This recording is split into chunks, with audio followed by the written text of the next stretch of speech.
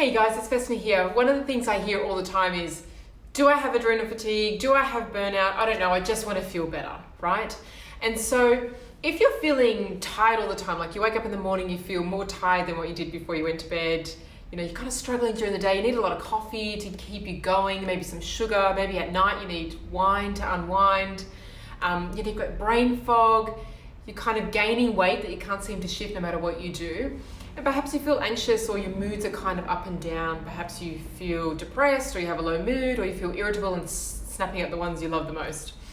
So these are really common symptoms with adrenal fatigue and burnout, okay? And basically, forget about the label adrenal fatigue and burnout because what those symptoms show is the side effects of long-term stress, okay? And so regardless of whether you have that or not, if you've been in a stressful situation for 6 months, 12 months, a year, you will have some side effects of that stress and the excessive release of stress hormones on our body and on our other hormones, on our metabolism, on our brain chemistry, on our mood, etc. Okay, so one of the things that I always say, one of the most important things to look at with excessive stress or unmanaged stress is to look at what is at the heart of the problem there. What is driving that for you? I know a lot of the times we can look at our to-do list, we can look at our job, we can look at our kids, we can look at our partners or something like that, but there's a lot of things in our day-to-day routine that can be creating stress for us that have nothing to do with the above, okay?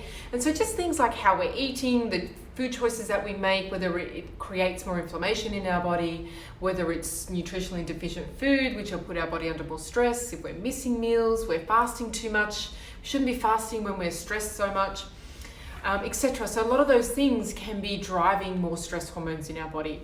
And so one of the things that I often get women to look at is what are your stress triggers? Like the most common one, honestly, is this: our mind is never at rest. It's this overthinking, okay? It's this constant analyzing. We're always living in the future. We're anxious. We're kind of, trying to prevent problems from happening or looking at scenarios that could go wrong, or we're feeling like things can go wrong. Perfectionism, uncertainty about the future is a big driver of stress for a lot of people. FOMO, it's a real thing. So some of those things are stress triggers for stress, okay? And so it's really important to have a look at them, and instead of just blaming it on getting older or our to-do lists and things like that. So they're found now through studies that when we have a negative thought from 30 seconds to 3 minutes, okay, so only a short amount of time, it will actually start to change our biochemistry in our body, okay? It'll start to activate genes, it'll start to change our profile, our hormones and our insulin and things like that. So that's quite a dramatic effect when you think about if you just have a negative thought or a stressful thought for like 30 seconds to 3 minutes. And I can imagine for a lot of people, and I hear this all the time, they feel like they're in that state all the time, 24/7, okay? But the opposite of that is when you have a positive thought, it will actually reverse all of those negative effects, okay? So our thinking really, really plays a big part on our hormones, okay, and on our stress and the way that we feel and whether we can shift weight or not shift weight, okay? Because as soon as our stress hormones are activated, our body is not going to burn body fat, okay? It's part of our survival mechanism. We don't need to be shedding weight or reproducing when we're in a stress response, okay? So weight issues, infertility, etc. can become an issue if we're stressed all the time. The other thing that's really important, so whether or not you have adrenal fatigue or not, is to understand that excessive stress over time will break down key systems in the body, causing us to feel tired all the time, causing us to feel anxious and stressed, to have brain fog, and to be unable to lose weight, to have a poor sleep, to have no libido. All of these things are impacted with long-term stress, okay, because of key systems that have been broken down in the body.